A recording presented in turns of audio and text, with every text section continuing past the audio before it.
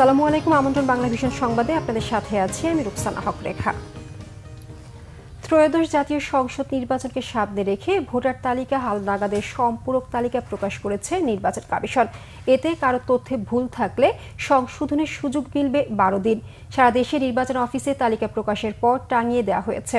এরপর যোগ্য ব্যক্তির নাম অন্তর্ভুক্তি, মৃত্যুজনিত বা অন্তর্ভুক্তি হওয়ার অযোগ্য ব্যক্তির নাম বাদ দেওয়া, ভোটার স্থানান্তর কিংবা কোনো সংশোধন বা ত্রুটি বিচ্যুতি দূর করার জন্য 21 আগস্ট পর্যন্ত আবেদন করা যাবে।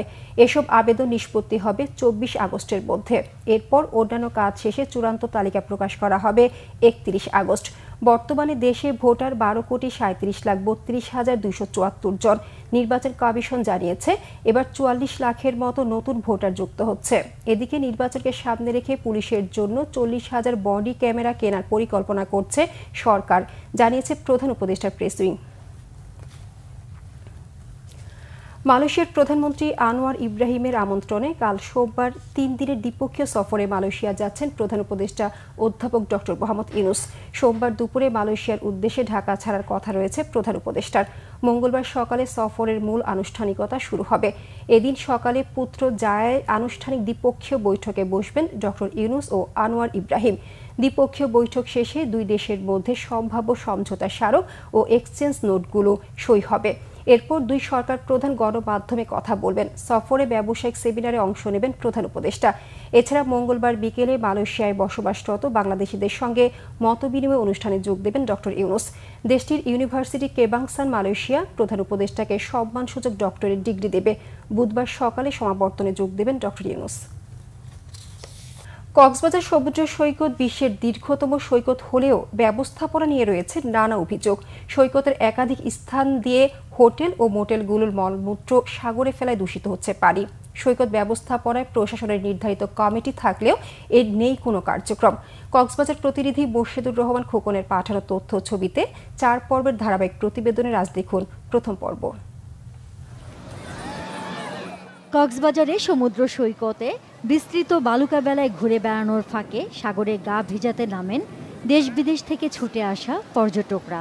তবে সুগন্ধা এবং কলাতলি বিচ পয়েন্টের মাঝে ডিভাইন হোটেলের পাশে বালিয়াড়ি কেটে বানানো হয়েছে নালা, আর সেই নালার সাথে সংযোগ করা হয়েছে আবাসিক হোটেলের মলমূত্রের ড্রেন। সরাসরি এসব মলমূত্র সাগরে পড়ায় অস্বস্তির কথা জানান পর্যটকরা। এই যে পানিটা সোজা হচ্ছে আমাদের সাগরে যাচ্ছে, অ্যান্ড ইটস রিয়েলি ব্যাড, আমাদের হেলথের জন্য অনেক খারাপ। যেহেতু এখানে আর্নিং ভালো হচ্ছে, আই থিঙ্ক এটা চাইলেই সলভ করা পসিবল। ড্রেনেজ থেকে যে পানি আসতেছে এখান থেকে ডাইরেক্ট আপনার সমুদ্রতে যাচ্ছে, আর ওইখানে আপনি দেখতে পাচ্ছেন যে ডাইরেক্ট ওই জায়গায় মানুষরা আছে। এইখানে তো দেখতেছে আরো মানুষ ময়লা টলা ফেলে পলিথিন দিয়ে আরো দিন দিন যতদিন যাচ্ছে ততদিন কক্সবাজার আরো নোংরা হইতেছে। যে ড্রেনেজ সিস্টেম দেখছি এটা নিশ্চয়ই কোনো হোটেল এবং আবাসিক বিভিন্ন জোন থেকে এই মলের পানিটা এখানে এসে সমুদ্রে চলে যাচ্ছে। এই ঘটনায় প্রশাসনকেই দুষছেন নাগরিক ফোরামের এই নেতা। স্থানীয় প্রশাসনের নির্লিপ্ততা, উদাসীনতা আমাদেরকে খুবই কষ্ট দিচ্ছে। আমরা খুবই দুঃখিত। তার কারণ হচ্ছে কি, আমাদের হাজার হাজার পর্যটক এই সমুদ্রের পানিতে গোসল করতে নামে, তারা জানে না এই ময়লা দুর্গন্ধময় এবং গার্বেজের পানি যে এখানে সাগরের পানিতে মিশতেছে। বিষয়টি প্রশাসনের নজরে আসায় দ্রুত ব্যবস্থা নেওয়ার কথা জানায় প্রশাসন। বৃষ্টি পানিতে নালার মতো হয়ে যে সমুদ্রে যে ময়লা সমুদ্রে পড়ছে, তো আমরা আজকে ইন্সপেকশন এসেছি, সেই সাথে অভিযানে এসেছি।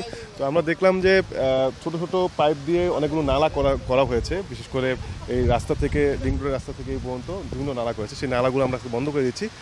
দ্রুত সৈকত ব্যবস্থাপনার কার্যক্রম উন্নত করা না হলে ভবিষ্যতে পর্যটক বিমুখ হবার শঙ্কার কথা বলেছেন স্থানীয়রা।